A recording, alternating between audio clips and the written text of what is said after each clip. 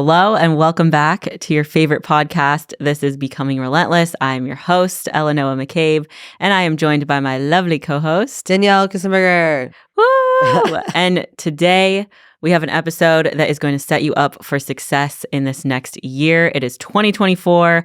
We are ready to freaking go. So get your notepads out. Get ready to take some notes. If you're driving, mentally take notes. And also pay attention to the road. Yes. I am so bad at driving that anything that revolves besides looking at what's in front of me, I should not. Yes. So if you're driving, focus on driving. Just listen to our words, and you can always take notes later. But let's get started. Let's go. Multitask. Take notes at the same time. Oh my gosh. That'd be so dangerous. I could see people trying to do that, honestly. You know what sucks too? So when I try to take notes on my phone, when I'm driving, it's not typing, it's like speaking to the phone. And I'm like speaking into the phone, and then I get to my destination, I look at my like what I spoke. I'm like, dude, what? No. It does make sense. Yeah. I'm like, I don't even know what this says. Sometimes I'll like preface it, like I'll just be like, I'm voice texting, so sorry in advance. And then I say my whole message. That way, if there's any typos, they at least know like but if it they're wasn't like me. self notes. And it's like you're talking about like going to the gym, and it's talking about Chinese food, and you're like, how do we even get here? Like, this is not what I meant to write down. Yeah. Yeah. I've been there. But hopefully y'all listening, you're sitting at home, you're ready to go, because we're going to give you some of our best tips and tools and tricks and the things that we think would be most beneficial for y'all to have a great year. Mm-hmm. Well, she said times 300. Yeah. Yep. Yeah. 10 rules for success. 10 tips. 10 tips. Our top 10 tips. So when I was planning out this episode and thinking about it, the first thing that popped into my head was start a journal. If you don't already journal, start a journal. The new year, it's a new time to start a new habit. If you don't already, I think that journaling is going to benefit you the most because, one, you're going to be able to write down your thoughts, your feelings. You're going to be able to process things better on a page. A journal isn't going to talk back to you. They're not going to judge you. It is simply there for you to get information out of your head. And to me, like as a fitness coach, I ask everybody to track their lifts, their steps, their water, their food. We're tracking everything. So why are we not tracking the mental component, the thoughts that we have, the self-limiting beliefs, things that come before our behaviors? Like our thoughts turn into beliefs, turn into actions. So I think being able to track that in a way that's also like sparking creativity is really important. Agreed. I think, especially, I've had people that DM me like, I don't know how to journal. And then they ask questions as if there's a wrong way to journal, and there's not. There's going to be seasons of your life where you're journaling vastly different than the last season of your life. And it's like, sometimes it's just brain dump. Sometimes it's unleashing and unpacking trauma. Sometimes it's manifestation. Sometimes it's gratitude. It really just depends on where you're at within your life and what you're looking for. I do think within every season of journaling, it's important to assess like where you're at in that moment, because that's going to reflect the reason why you're journaling the way you are. Yeah. It depends, like, what are you trying to get out of it? And like you said, where are you at? I like that a lot. That's super important. There's no wrong way. The journal meets you where you're at. Mm-hmm. So exactly, there's no wrong way. Just like a coach, there's no wrong way to coach. It's just, we meet our athletes where we're at. Where they're at. Where they're at. Not where we're at. Where they're at. We're all going to be at. Yeah. Yeah. Where are you at? Oh my God. No, I get that. I think that's funny. I like that. Mm-hmm. One of the best compliments I got was someone saying, you meet me where I'm at. And that's like the first time I've ever had anyone say like that feedback. Like anyone in general say those words, like meet me where I'm at kind of thing. And so now when I hear that message, it just like, it heightens. I guess I hear it and I'm alert towards it. I like that. Your energy is providing like a safe space for them where they feel like they can express that to you, that they're comfortable because you're meeting them. Yeah. I think that's what journaling does as well, is it creates that safe space for you. So within yourself, of course, like the journal is a safe place and space. But when you don't have that direct same feeling towards yourself, the journal can guide you to create that. Mm-hmm. Yeah. And there's different layers to it too. Like I think with journaling, it can be that safe space. It can be a therapeutic tool. It can also be a way that you work through like cognitive processes, that you work through emotions. And something that I love to do too is like go back through my old journals and like diaries and stuff. So when I was a young girl, like I had a diary. It was like Dear Diary. And I would say that was like a form of journaling before I actually learned and started how to like journal. But I think that it's a really fun way to also look back at like old versions of yourself or the way that you used to operate, and you can kind of see patterns and changes over time. So it's also, to me, it's like a record keeping book in a way. And I think that's really fun. I know a lot of people who, I just started journaling like maybe a year ago, so I don't have that much like compact information. But when you go through hard times and hard changes or relationships or just anything at all, you can kind of see patterns that allow you to just reflect on yourself and what you want to change, which is super gratifying in the moment. Yeah. Because then you understand yourself more. And honestly, as humans, the more you understand yourself, the easier life's going to get and the easier it's going to be able to change and operate in a way that revolves change. Yeah. The deeper you understand yourself, the more that you can get out. Yeah. Yeah. Get out of your way. Mm-hmm. One thing on top, this kind of goes along with, because I think journaling is kind of creating a safe place for yourself, but along with that is being able to take yourself on dates. And that was one of my tips for the 10 rules for success going into 2024 was being able to take yourself out. And this doesn't necessarily have to mean take yourself out like on an actual date, which I do think you should do, like wine, the whole deal, whatever you want to do. I think that's awesome. But it can just be like get a latte and grab your book and sit in a coffee shop, or it can be a little walk around the park. It can be something so simple, but doing activities alone. And at first, last year when I first started doing this, I had to like plan them. Like on Wednesday at 7 p.m., I have my self date and no one's allowed to touch this time. And I think that's great and all. Yeah. But now I'm at a point where I'm like, okay, I'll just pick up and leave. Like this morning I picked up and leave and got myself some pancakes. Oh, yeah. I love that. And before I would feel weird, like nervous, like people are going to watch me. Do I eat the whole thing if I want to? Or like just like little questions. Yeah. It doesn't even matter, bro. I'm living in my own world at my own time, my own experience. Like who cares? Like getting to that point takes practice. But I think starting off January right now, your year, being able to just take yourself to do things alone and literally have fun in your own life alone is going to put you up for success. Because at the end of the day, you're not always going to have people. People are going to come in your life and they're going to go and things are going to change, but you're always going to be with yourself. Mm-hmm. I think we touched on that like in an episode last year too. Like the only person that is with you every single day, every moment is yourself. So establishing that relationship with yourself is important. And that includes going on self dates. I love that one. And admittedly, it is an area that I neglect. So this year, one of my like overarching goals, because we like shared goals with each other, and one of them is to pour into myself as much as I do others.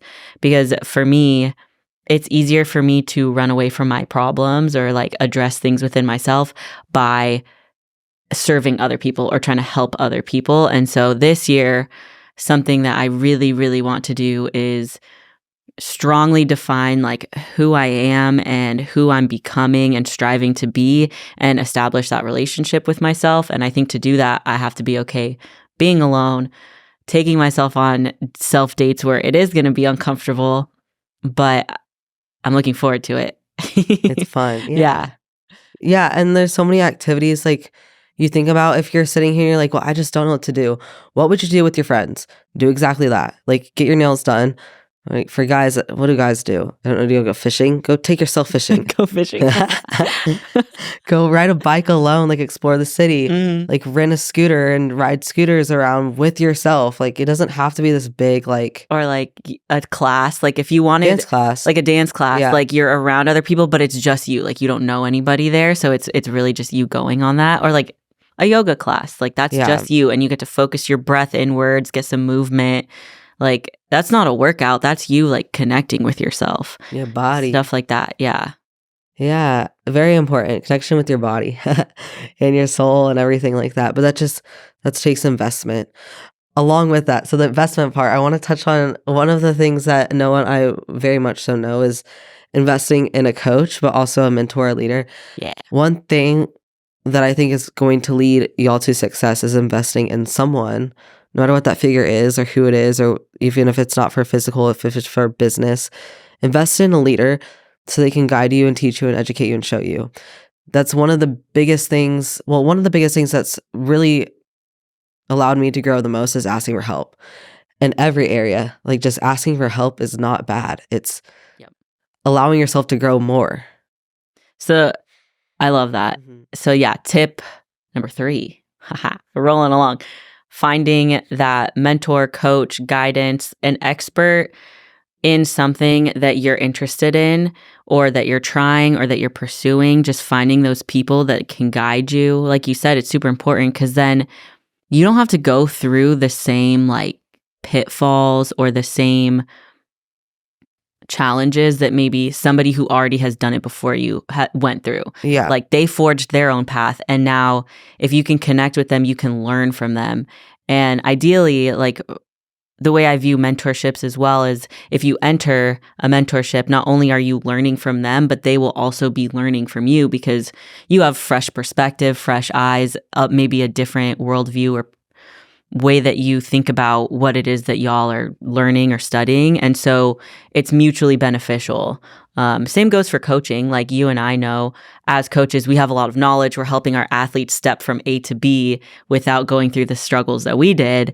But we learn from our athletes all the time too. So even though we're the coaches, like y'all teach us all the time, which is super cool. Yeah, as a coach and someone who's new to coaching, because I feel like there's a lot of people, especially on athletes, who want to coach. Your athletes, when you're new to coaching, know like this, they're all experiments. Like you're testing your methods to make sure they work, but you also have trust in your methods that they work. Yeah. So it's not like pulling something out of Google. Like you have like, you know. Or like ChatGPT. Yeah. How do I lose weight? Like those things. Yeah. The people there in your life to guide you are there for a reason. So ask them. Like you don't have to rely on AI or Google or these sources that maybe don't have like the human experience. And a lot of people, they're like stuck. Like, I just don't know what to do next. I'm confused on how to create this. I don't know how to start a business. That's why you hire a mentor. But someone you trust. Like, that's why you hire a coach or have a leader. It's because they are going to guide you to show you how to do the thing that you're wanting to do without you having to feel stuck. Yeah. View it that way. Don't view it as like, I think, especially with coaches, because there's so many coaches nowadays, it's like who to trust, what to do, XYZ. It shouldn't be like this hard process of trying to find the right one. I think it's who do you connect with and who do you look up to? All right. That's who, like, you know? Yeah. And going off of that too, sometimes, well, maybe you'll disagree. I don't know. But sometimes I feel like you don't actually have to know that person. But let's say somebody on social media that you look up to, they're acting as a mentor for you because they're doing what you want to do. Maybe they put out informational posts. Maybe they have a podcast. Maybe they've written a book or they have a vlog or a blog or whatever. They can be a mentor for you without even knowing that they are mentoring you. John Meadows was a lot to a lot of people. Yes. Yeah. Yes. Great example. Love that guy. And C-Mom, great example. He's a mentor to a lot of people.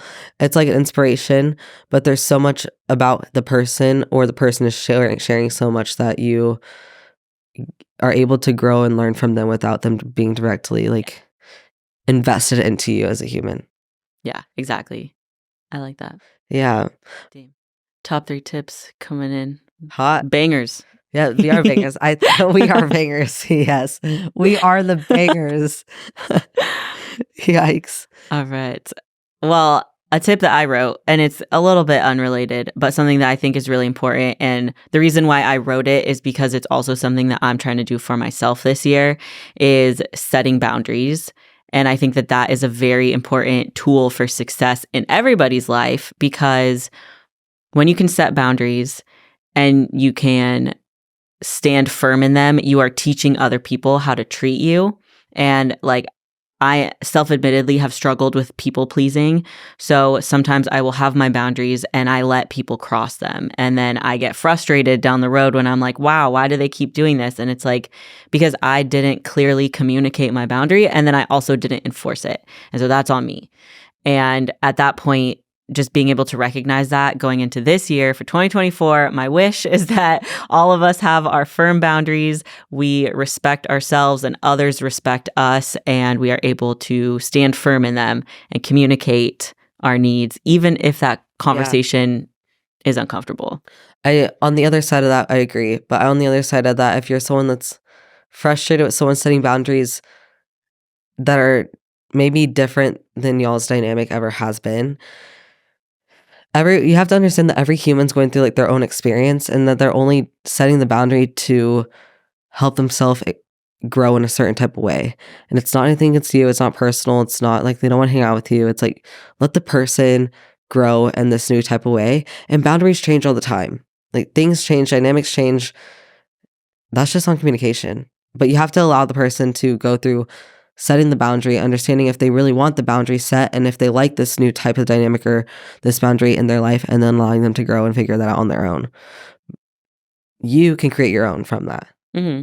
Yeah, exactly. And a lot of relationships, friendships, just dynamics in general, like you're talking about, you might set a boundary, and then like a few months later, you have grown and evolved to be like, okay, this is now okay, or this is still not okay, or whatever it is. But a big like tip for everybody listening, if you are setting a boundary and communicating it, use a lot of I feel statements.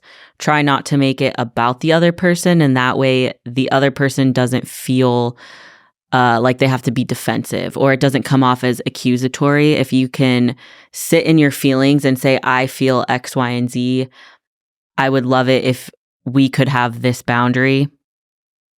Less of it's less you make about me feel this way. Yes, it's less about them and more about your own feelings. Yeah, and that it goes back to the other thing of like you're experiencing your own experience, so you're feeling this way. They're not making you feel this way, and if there's something that they're doing or saying that's triggering you, it's triggering you based off your past experience, which you're not wrong for, but communicate that this thing or this sentence or this word is triggering you, not the actual human. Communication, honestly, number 5, communication. Yeah, rolling into the next one. Yeah.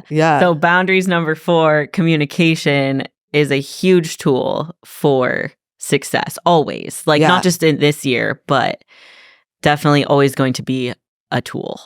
I remember when I was, actually this happens, I have 2 things to say. One of the reasons why I was really bad with communication was because I couldn't communicate my feelings because I didn't know my feelings. I didn't know who I was. Like, I didn't communicate with myself. So you have to be able to communicate with yourself on your wants. And like, that's part of creating boundaries, understanding like, what do I desire in X, Y, Z?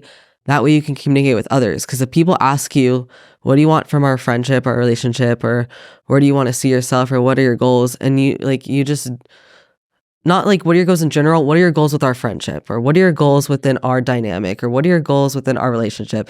If you don't know, it's not that you're wrong, but that's a sign you need to take time to figure it out. Mm-hmm. And if they're asking you that, it's probably because they already know and they're trying to they're trying to see if it aligns. Yeah. Secondly, on that, one thing I've realized too is I have been so bad at this since I was in high school, which wasn't that long ago. I'm 21.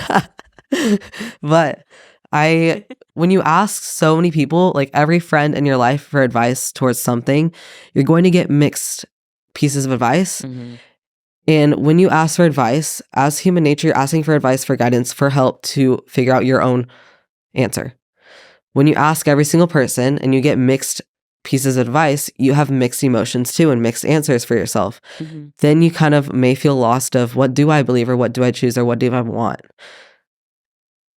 That's why I think it's first important to talk with yourself and to yourself before going to anyone else. Yeah. Not that it's wrong to go to people, But if you don't already have some sort of understanding of what you want or who you are, or the desire and your boundary or your dynamic, it's going to get filtered and changed.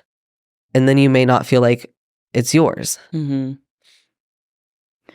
It almost ties back into journaling too, like being able to self-reflect and understand what your point of view is and what you're feeling and what you think first.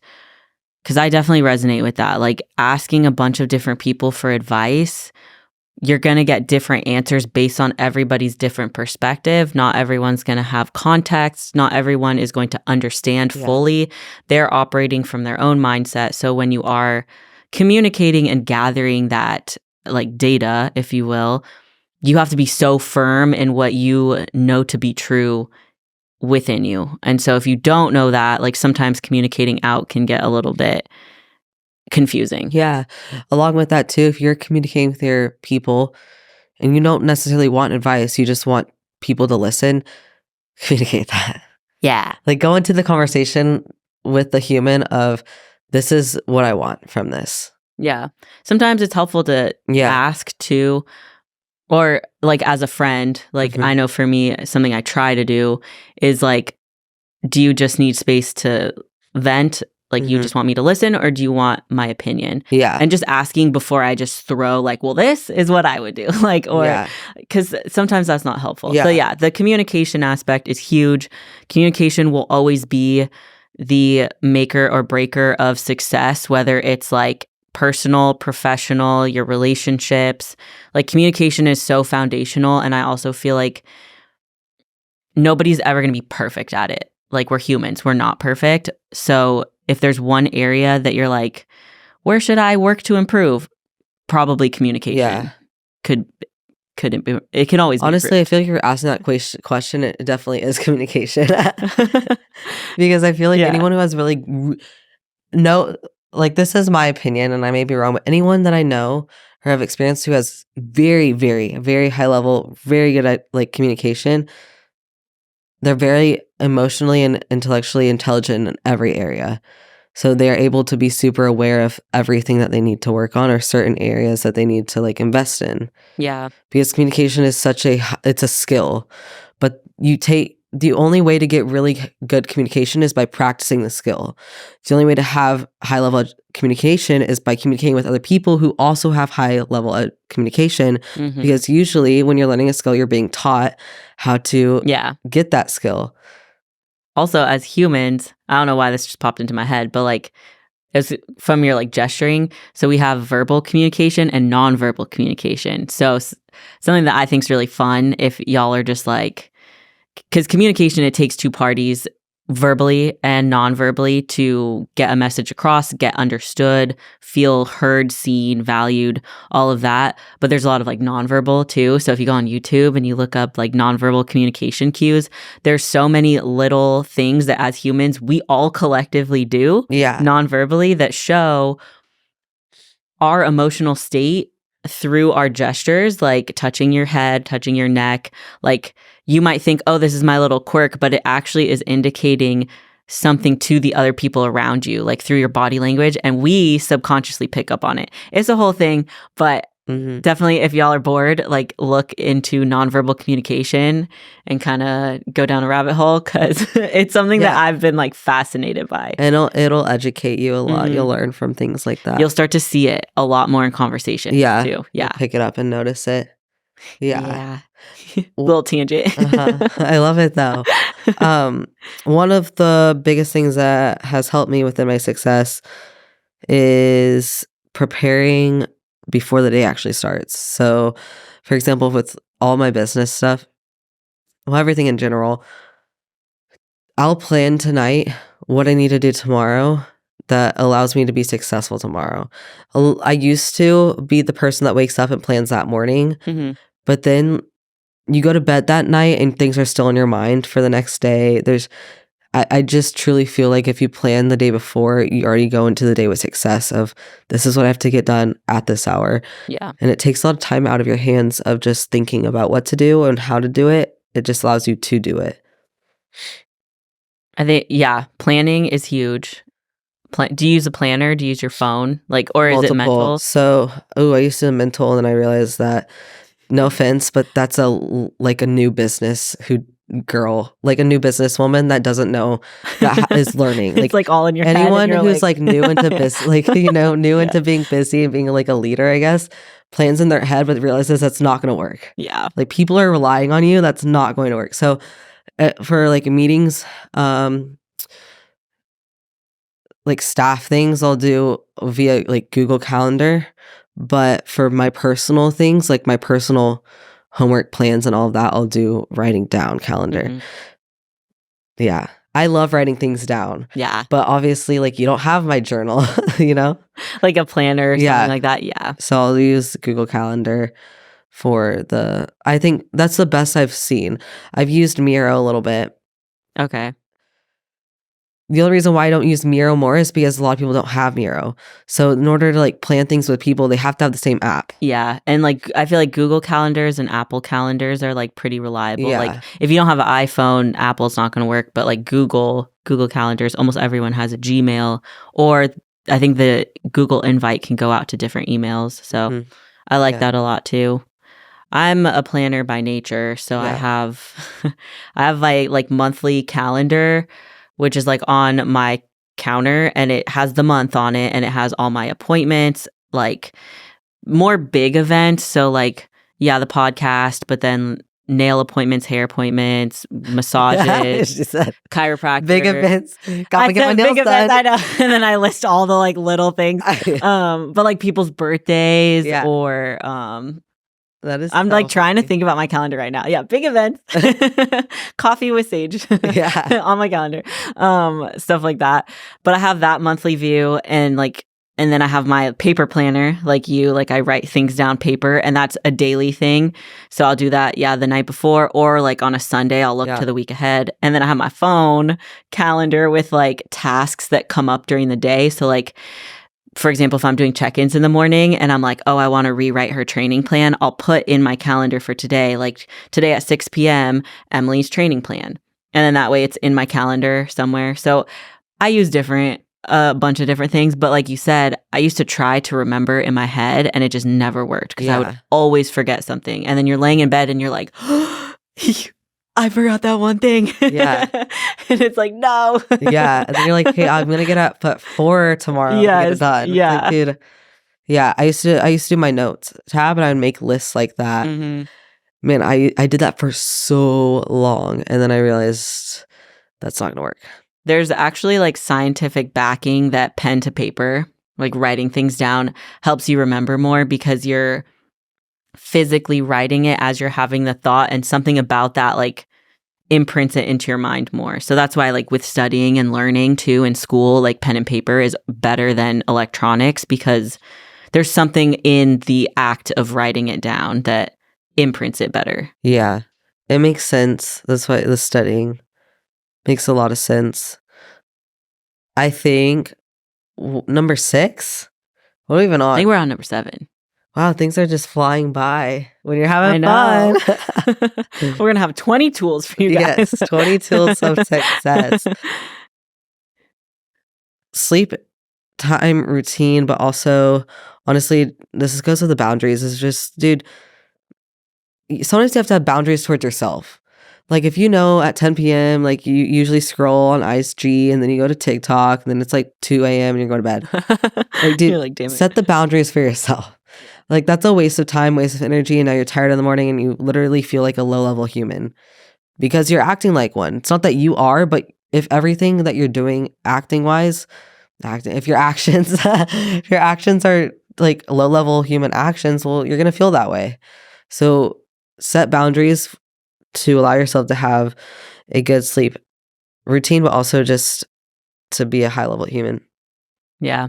So sleep was one of, I think, the bullet points that I put down of like making that priority. And again, I was like drawing inspiration from myself because the last month sleep has not been good. And admittedly, that was like you're saying, that was me making choices that like didn't align with my overall goals. And I do want to be careful because I know some people well, I guess I'll just speak from experience. I'll speak from experience.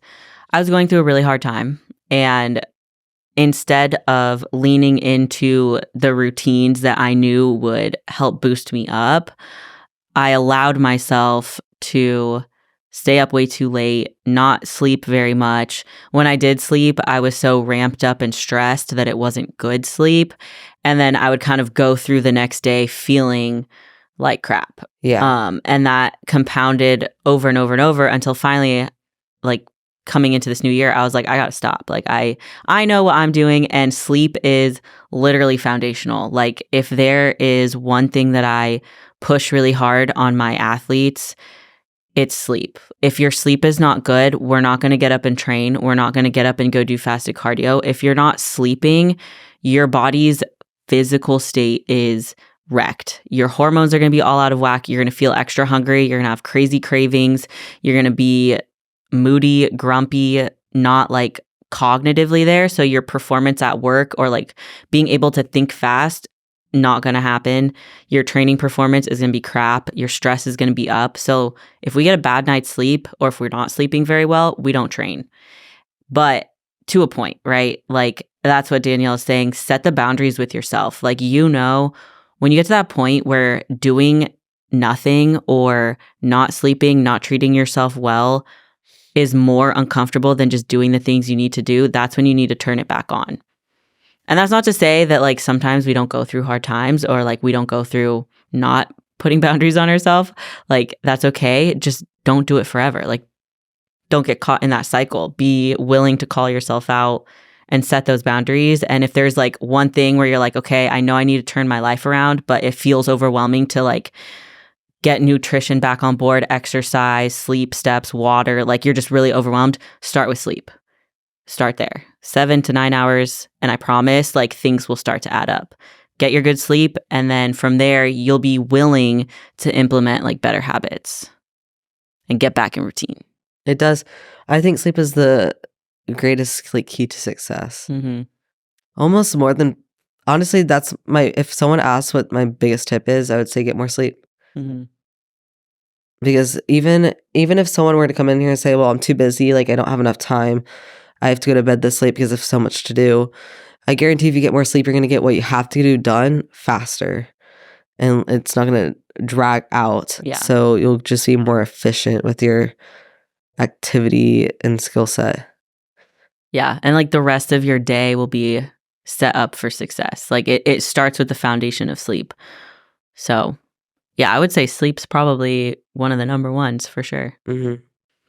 All right, number 8. So this one, I thought it was like funny, but it's because Bailey told me to do it. She said, go touch grass. And I feel like people use it as an insult these days, where it's like, instead of saying like, oh, go get a job, or like go X, Y, and Z, like everyone has a job, right? Everybody's working, doing something. So the new like insult or whatever is go touch grass. But it made me think, because I was like, actually like being outside, being in nature, and going and physically touching grass is actually really, really good for you. Like, It's not an insult at all. That's actually something that could be very beneficial. And so for this year, like, I think a great goal for everybody, especially if you live in a city or urban, or your job has you inside most of the day, try to get outside for a little bit of your day, whether it's like 20 minutes, 30 minutes, an hour. But being outside in nature has so many like mental and physical benefits that, for me, like a non-negotiable in a lot of my athletes' protocols is having time outside, because it is so key to like your overall well-being. So yeah, something that I said was just like going outside, spending time in nature. It's going to lower your stress. It's going to improve your mood. It's going to promote just like a sense of peace within you, because it reminds you, like,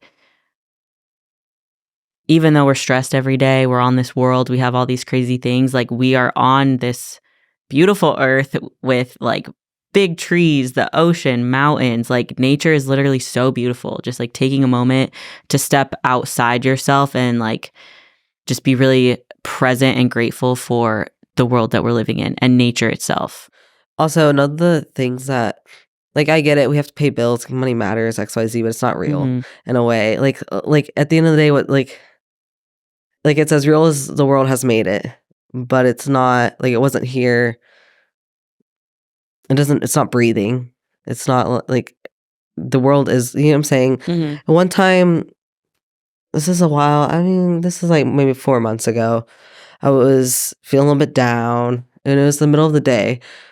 And I think in that week, like in that moment of my life, I just felt like I didn't have much purpose. Like I was doing the thing. I didn't have many athletes under me. Like people didn't rely on me as much.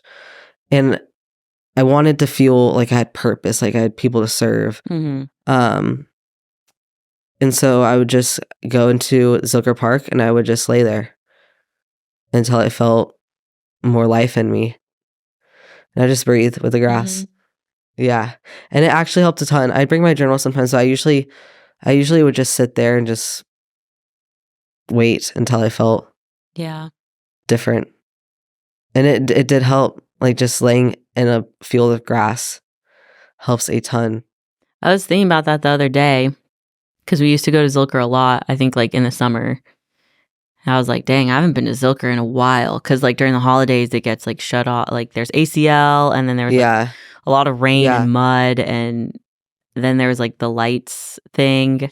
There's just a lot happening. And I really wanted to go there, but it was always kind of blocked off. And then I just stopped trying to go. But it does do something for your mental health. Like just being able to go to a park, a green space, and just sit there. Also, just, you understand when you get ramped up and work and you go outside on a walk and just like breathe. Actual real air goes into you. Like, not the air conditioning vent, you know? And you just feel better. You just feel more clear. That's what nature, I feel like, does. But I think that's all. I feel that same way when I communicate with strangers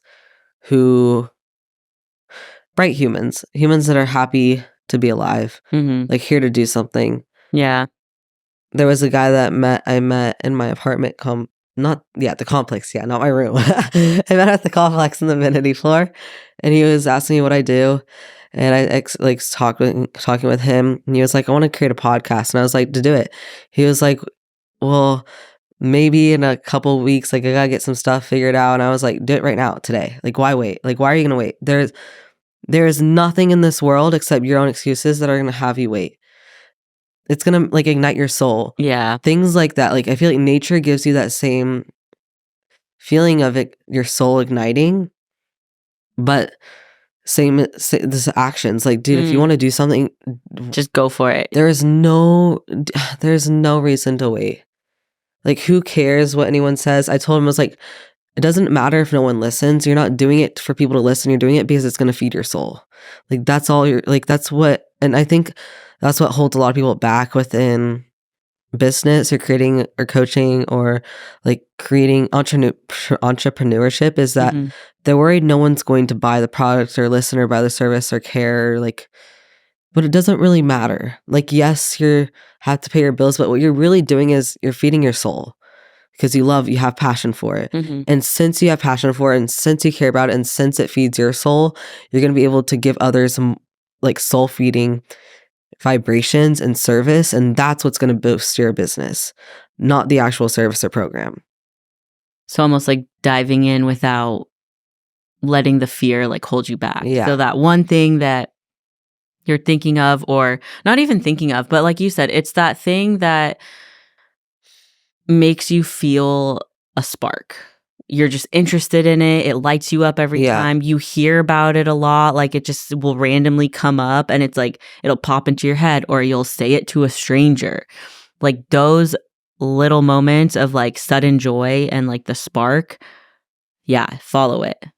Because it doesn't matter if it's hard or nobody's listening or nobody pays attention at first. Like it doesn't matter. You do it for you.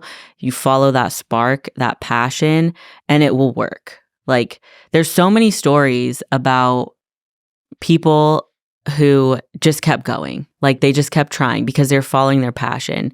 And even this morning, like I was listening to a podcast, they were talking about an author who submitted their book like 20 times, 20 different publications before it got picked up, and then it became a bestseller. And it's like, if they would have just stopped at rejection number 1, they would not be where they were today. They got to rejection number 20. Like, imagine just the self-belief that it took to just keep, like, you've created something special. You have something special within you. You just keep going because it will hit. Mm-hmm.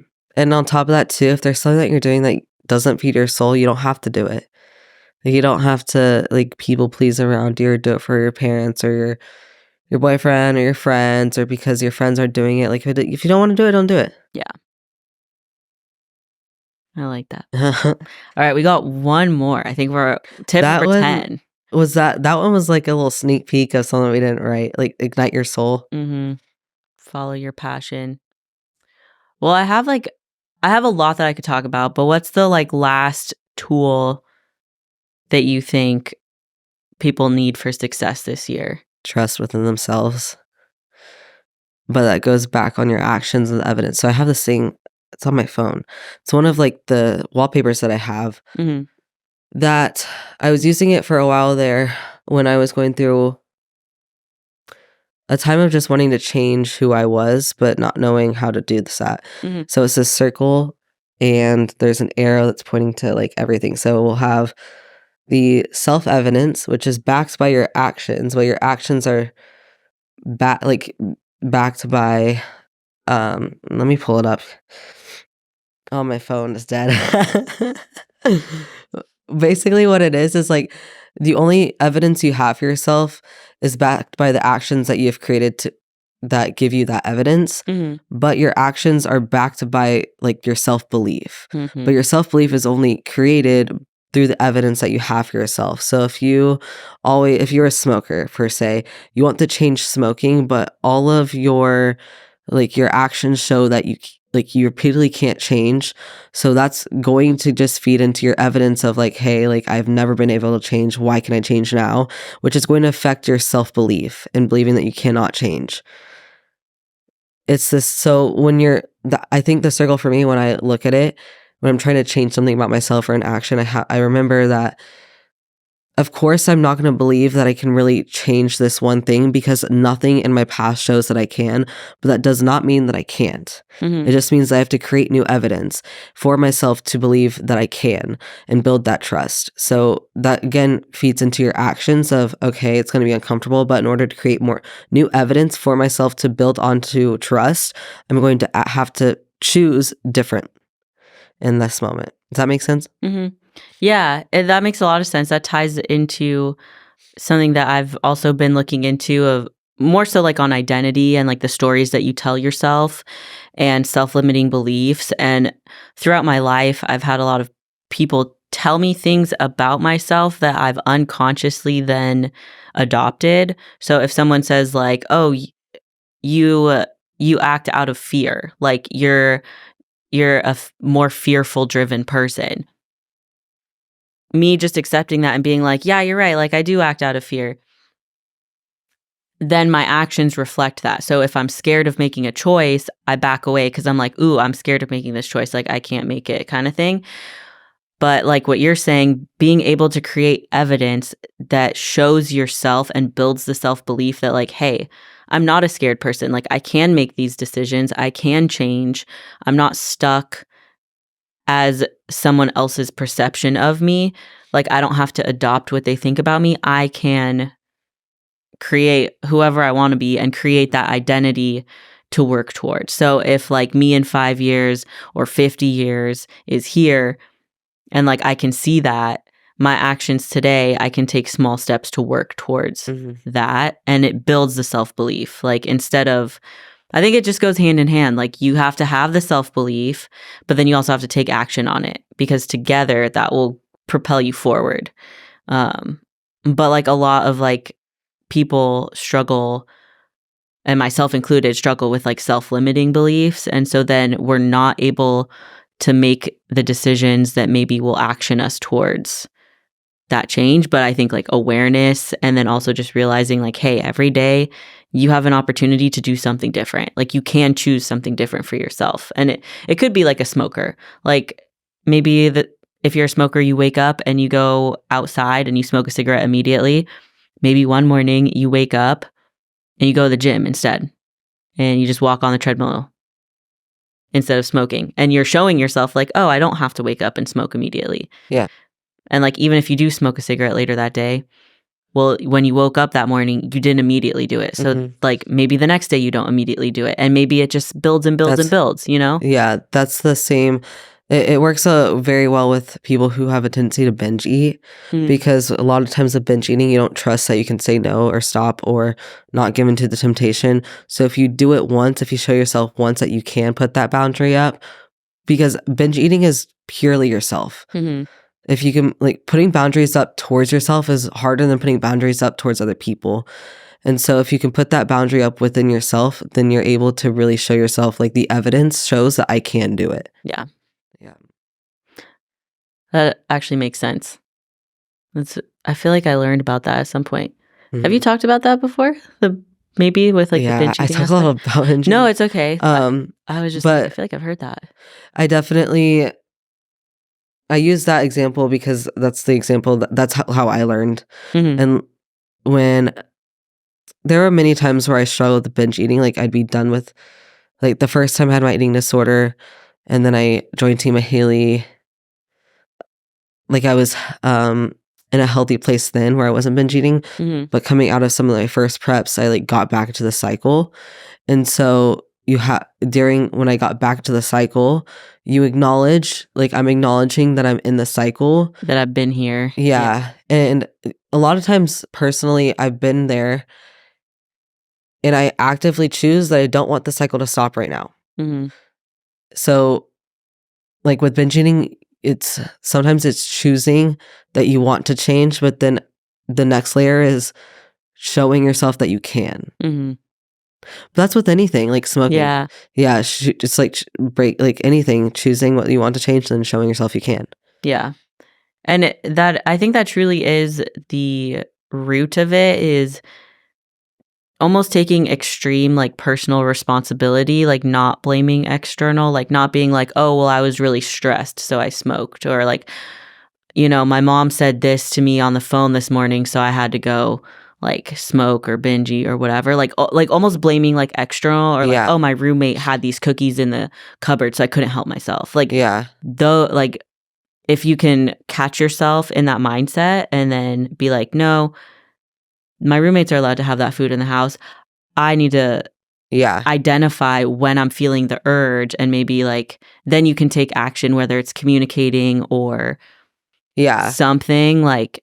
Just another layer to that too is being able to say, okay, I'm gonna have one cookie and then going to bed, because that I feel like is the next, like I feel like that's the third layer of saying, there's a layer of saying I know that I have a tendency to binge eat on this food, so I'm not going to have it at all, and I'm going to show myself that I don't need it at all. Cool. Okay, the next layer is I know I have a tendency to binge eat on this food, so I'm going to have some of the food and say no to the point where I'm full and go to bed. Like that's the third layer, and that's a hard one. That's why I feel like people need guidance. Like you need help. It's not a bad thing to have somebody who can call that out for you, like help you, guide you through it. And a lot of times too, it's because truthfully, a part of you doesn't want to put up that boundary. Like part of you does it, and when you have that weak moment of like, I don't want to have my boundary right now, who's going to help you in that time? Yourself, because you don't want the boundary. And at the end of the day, we do what we want to do. Like point blank, with any relationship, with any friendship, with any decision making, you're going to do what you want to do. So if you have a leader, mentor, coach, or someone that's going to help you in those moments of whether the weaknesses or not, like you're going to be able to just grow through them. I love that. The last tip. Well, is there any like bonus tips? Is there anything else that we want to share? I feel like there's so much that could help people. Dress up for yourself, get yourself ready. Like practice your gratitude, be present. Who do you want to be? Be that person. Doesn't really matter who, like, and you can constantly change too. Like allow yourself to grow. Like be someone that is like catered towards yourself and not someone holding you back. And you know what those are. Like we all know what those are for ourselves. Just taking a look in the mirror. Self-awareness. Mm-hmm. Listening to Becoming Relentless podcast, definitely a hack, a huge hack. Mm-hmm. Messaging us, even more of a hack. Yes. We have a lot in store for y'all this year. We are going on year 2 of the podcast. So we're going to be bringing some pretty special things. Mm. We have a guest coming next week. Yes. We'll have a guest on. We're going to pick her brain. And then, we'll actually have 2 guests this month. Yeah. Because it's like a 5-week month. Because January has 5 Sundays. So we got 2 guests coming. We got 2 guests in females. January. I'm sorry, males. So these are females. 2 females. But I really appreciate all of y'all for tuning in, for being here, for supporting us, challenging us, all of the good things. And we look forward to this next year. We got you for life. Yeah. Let's get relentless. I love that. We should turn that into a song and then put it at the beginning. Yeah. Let's get relentless. What's that from? Da, na, na, na, na, na, na. It sounds like a commercial. I know. Well, that's our motto now. That's our new jingle. Let us know if you like it. Like, subscribe. See you in the next one. Peace.